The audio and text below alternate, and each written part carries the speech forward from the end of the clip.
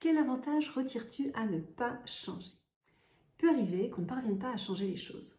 On ne parvienne pas à changer une situation qui pourtant est problématique, tout simplement parce que l'on retire un certain bénéfice. Parce qu'on retire quelque chose de positif de cette situation.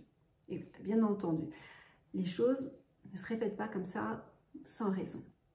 Alors, pourtant, tu vas me dire, en fait, non, je ne comprends pas et je ne suis pas d'accord, je ne tire aucun bénéfice de ma situation actuelle.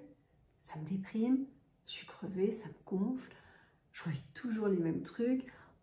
J'aimerais tellement être comme telle nana qui fait ci, comme telle nana qui fait ça, etc. Mais si c'est ton cas, si voilà, tu vis des choses qui ne sont pas forcément très faciles, des situations qui se répètent, etc.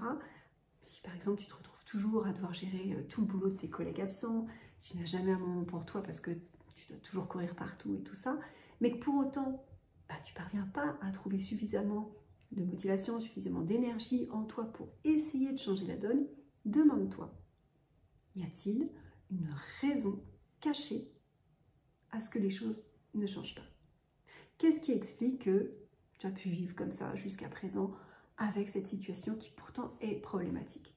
Et là, je ne te parle pas de peur du changement, je ne te parle pas du rôle de notre ego, de ce genre de choses. Ça, je te ferai une vidéo vraiment spécifique là-dessus très prochainement.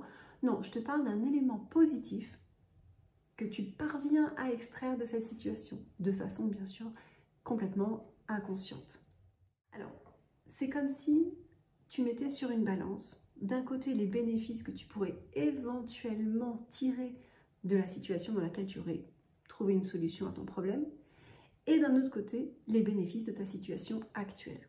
Et bien, de façon inconsciente, les bénéfices que tu retires de ta situation actuelle te semblent plus importants que ceux que tu pourrais potentiellement obtenir si tu changeais les choses. Laisse-moi te donner un exemple. Imaginons que tu te plaignes constamment de telle ou telle chose, pourtant, les schémas se répètent non-stop.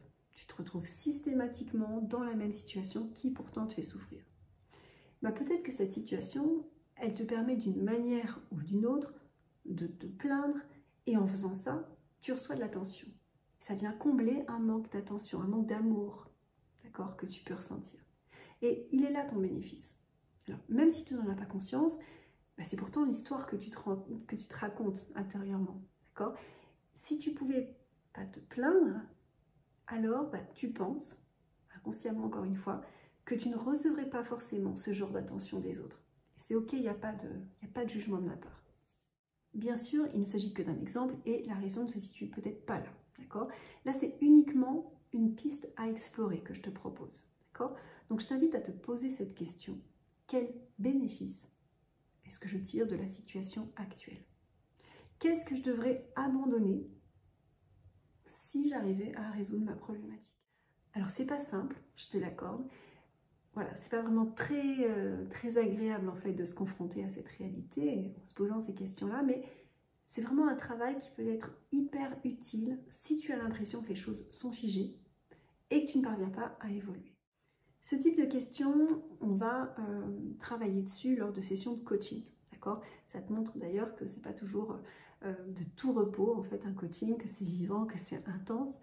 Voilà, effectivement, je suis pas là pour aller dans ton sens, je ne suis pas là pour te dire ce que tu veux entendre, je suis là pour te secouer, gentiment bien sûr, voilà, en toute bienveillance, mais mon rôle c'est avant tout de t'aider à aller de l'avant, d'accord, de t'aider à sortir de tes schémas de pensée qui te bloquent pour reprendre confiance en toi, pour reprendre confiance en tes capacités, de te créer une réalité qui te correspond et dans laquelle tu te sens épanoui.